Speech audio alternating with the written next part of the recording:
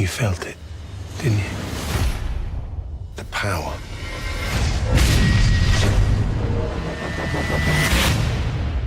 What's up? This is Gabriel here from Stuff5peoplelike.com. I am here personally to speak with Charlie and Djimon about the movie King Arthur.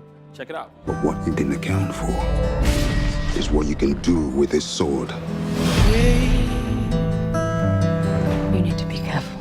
His power is increasing. When people fear you, it is the most intoxicating sensation a man can possess. What are your thoughts on that?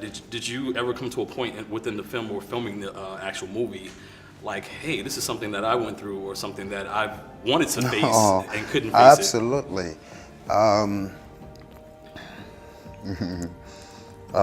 We did. I mean, I did. Of course, this, I've overcome quite a number of challenges in my own life, and so do we all, really.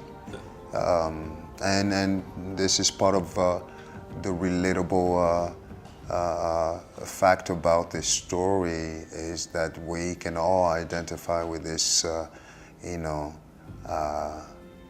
kid that was raised in a brothel, a bunch of women, and didn't have a father, didn't have a mother, certainly halfway on the street. And we follow this, his life experience all the way to, all the way to the throne. So also within the film, you guys went through, I'm sure, like a plethora of fitness activities to get in shape for this film. What was that, that whole fitness, I guess, journey like? I mean, of course, you're already in great shape. So. I was, I always try to keep myself fit to some extent, and I really didn't have to do too much on this film.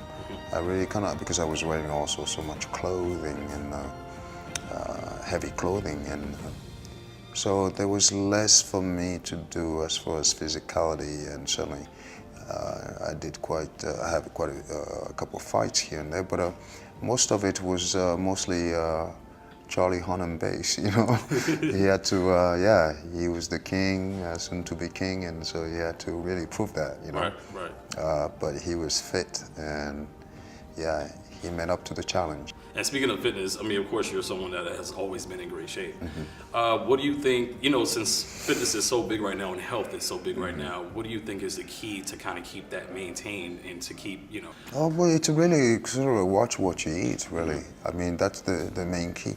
I mean, you can work out and exercise, and again, everybody needs to do somewhat exercise to get the blood flowing with oxygen into the, all your cells, but at the same time, it really has to do with what you eat, right, what you put inside of your body. Okay. Yeah. Well, it was a pleasure speaking with you. Absolutely, pleasure. Thank you so much. Take care, man. How are you? I'm good, my man. How you doing? Great film, by the way. You did an excellent job. Appreciate it. First things first, when us men see this film, we're gonna be running to the gym soon after, right after, because seeing you in the movie, I mean, it's automatic body goals for us. I mean, it's the shape that we want to be in, that a lot of people want to be in.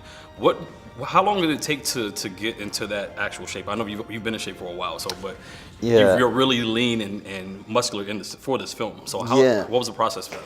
I mean, the process initially was just identifying what we wanted that aesthetic to be, and beyond the aesthetic, what we wanted the psychology of him to be. And I always loved the idea that Arthur at the beginning of this film is like a wolf, like a starving wolf, like surviving in the streets. Right. So we wanted to be, there's several instances that you see where he's running the shop physically, like he's not afraid to throw down, even if it's more than one dude he's fighting. Right. But I also wanted to be very, very lean. So I just, it was a combination of watching the diet, keeping a really clean diet. And then I also wanted to be fast on my feet, and I tend to, when you lift a lot of weights, you can get like a bit swollen and slow. Yeah. And so I think the key is body weight, like calisthenic exercise, where I do an enormous amount of pull-ups, push-ups, dips, like non-weighted squats, and then just as much fighting as I could do. I was boxing, I was doing jiu-jitsu, I was doing some Muay Thai.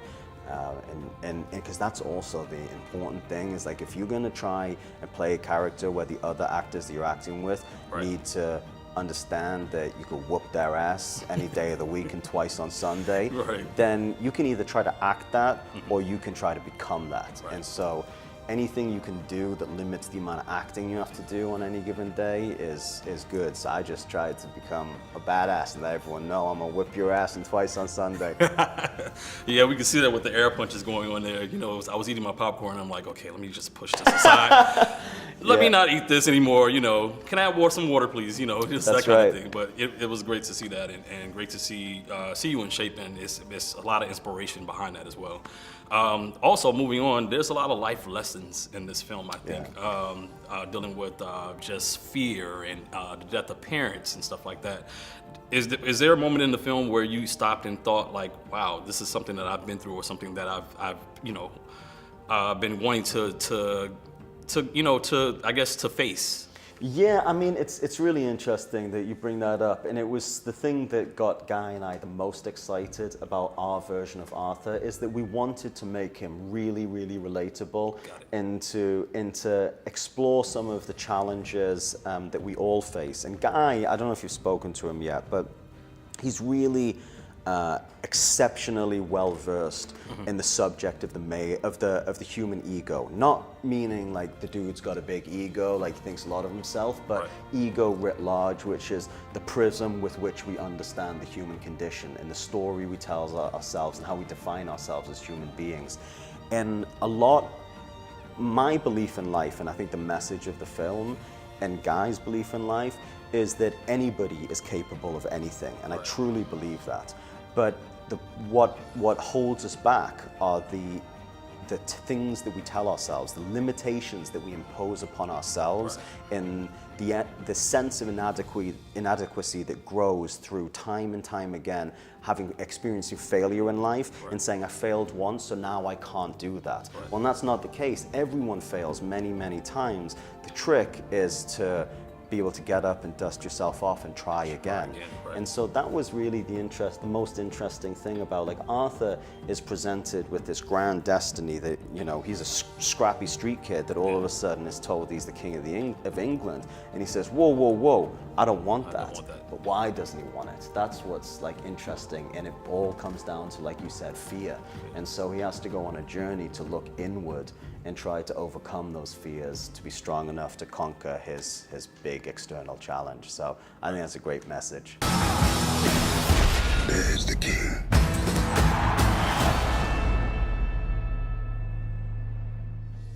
Well, there you have it. I hope you enjoyed the interviews, and be sure to check out King Arthur. Comes out in the theaters May 12th.